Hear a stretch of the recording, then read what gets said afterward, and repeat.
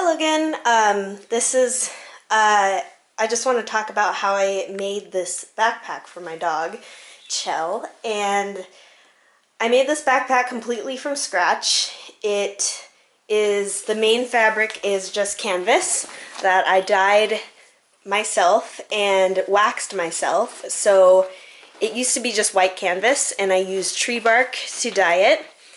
And then I waxed it with all natural beeswax. But the first thing I did was make these two bags. All they are is a rectangle on the bottom, and then starting here is just two pieces. So this right here is 1, 2, 3, 4, and then the back 5 pieces. So it's basically a box without a top. And I just sewed it together inside out and then flipped it out so that the right side was out, so that the seams are inside. I used a sewing machine to do that. And then I measured these pieces so that there just has to be 2, because I wanted it to be a roll top, and a roll top is nice because it can be waterproof. So if I want to take this backpack in the rain, I don't have to worry too much about the inside getting wet. So that's why I decided to do the roll top.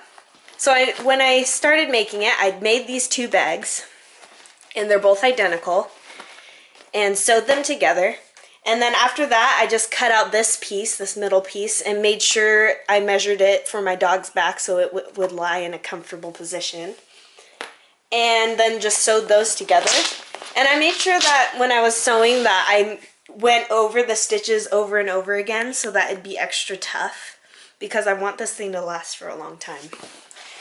So after I did that, I waxed all the fabric with beeswax, like I said before, and all you have to do to wax fabric with beeswax is have a bar of beeswax, and you just melt it in a pot and brush it on with a paintbrush, natural fiber paintbrush. And after that, you take a hairdryer and melt that beeswax that's on the fabric, and then you'll be able to see it melting into the fabric. And you can see other videos of people doing that. It's really, really easy and straightforward. So after I waxed it and let it dry, which the waxing probably took the longest time out of anything, because I had to go over every single square inch of this fabric with a hairdryer. But I only had to do one side of the fabric, which saves a lot of time. So after I did the beeswax, that means that this fabric is waterproof. And so after I did that, I started sewing on these leather details. So all of this leather comes from leather scraps that I got at a little leather store. And I just cut strips for it, and they all ended up being the right length that I needed. And then I have these little rings that I used for, I was going to originally use buckles, but then I had these rings lying around and decided to use these instead, and they work quite well. And then I have some waxed cotton thread that I used to sew it in. So you're going to need some leather making supplies to add these, like a hole puncher, which is what I used to make the holes to sew. And you can get those materials. I got all my leather materials actually at Hobby Lobby. So all of this leather material actually came from Hobby Lobby, they have a pretty good leather section. And the canvas actually came from IKEA, from an old IKEA storage set that I had that I no longer needed the canvas for. And it used to be white before I dyed it. So that's all I did. I made these attachments here so that these straps, when they're undone, don't wag around. And also so when I put it through the rings, it can come back and tuck into there when we're traveling. So that's those leather attachments. And then these ones, I had an idea for them at first, but now they're kind of just decorative.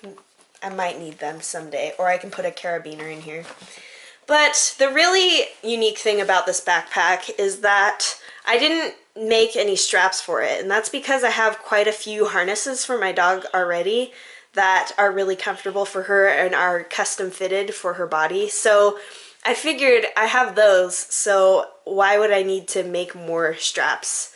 And I wanted a backpack that could fit over her pulling harnesses so that when we go hiking, she can pull and wear a backpack at the same time and have a minimal amount of stuff that she has to wear. So all I did to make it attached to her harnesses was add these. So all of these are just like on this side.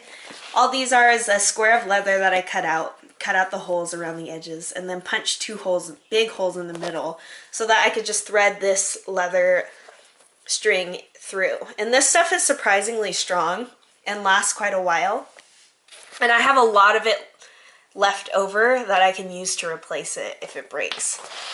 So having all 4 of these in the front and back allows me to just tie this backpack onto any harness she's wearing, or I can even tie it on to this thing I have. This is like a really crappy dog backpack that I got at Marshall's. And I know why it's on sale is because it's a piece of crap. Like, if you put anything in this pouch lays on the back, straight onto their back like a saddle, as opposed to a backpack like this that hangs off of either side. So if you put anything in this backpack, it just like slides off the side of the dog and doesn't work at all.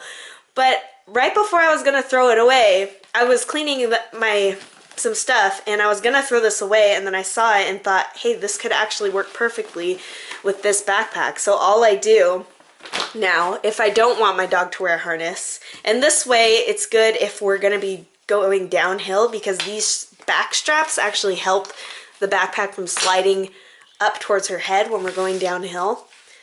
But all I do is tie the laces underneath the backpack to here and here on both sides, and it makes a really secure backpacking system for my dog. And I literally did not have to buy anything. Everything I had to make this backpack was already in my house. So I think that's a pretty good winning situation. And I improvised a lot of the stuff that I had an original plan for this backpack, but it's much different from the original plan. And I think it worked out pretty good. I've used it quite a few times and it's been holding up. Oh yeah, one more important thing that I did was wax. I started to notice that this canvas was starting to fall apart on the inside. And actually this middle piece is actually thicker canvas that I actually had lying around to make canvases for painting. But I figured it would work just as well. I also used this thicker canvas for the bottom.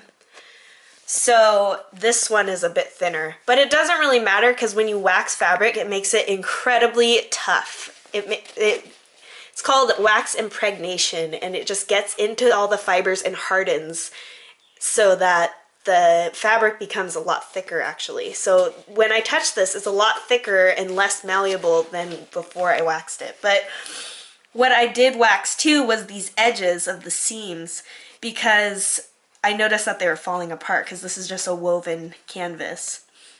So I just put wax in. This time I did not blow dry the wax. I just left it on there. So this is kind of sticky, and I want it to be like that so that the little threads don't start falling out and start destroying my seams, because if it starts to do that, then the whole backpack will start to fall apart. So that's really it. That's all I did to make this backpack. I would do a full-on tutorial and how-to video, but that would take forever, and I don't want to make another one because this took a long time. But I was just having a hard time finding a good backpack for my dog, so this is what I made. And I hope that it gives you some ideas to maybe make your own backpack. And this would even work as a messenger bag or a backpack for yourself, so it doesn't have to just be limited to a dog backpack. I used a lot of different techniques to make this, and I'm not even like an expert on fabricating things, so this is just me improvising, and we'll see if it works. I'm hoping to use it on a 3-day backpacking trip I have coming up, we'll see how it goes. If it falls apart, I'm gonna be sad, but I'll let you know if it does. All right, thanks for watching.